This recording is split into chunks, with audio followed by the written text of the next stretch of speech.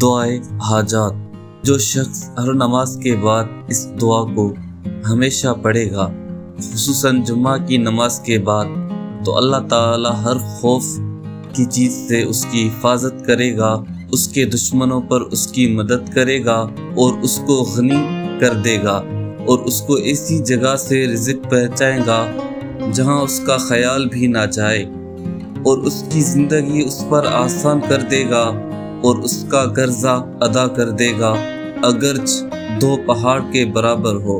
اللہ تعالیٰ اپنے فضل و کرم سے اس کو ادا کر دے گا۔ یا اللہ، یا احد، یا واحد، یا موجود، یا جواد، یا باسط، یا کریم، یا وہاب، یا ذوالطول، یا غنی، یا مغنی، یا فتاح۔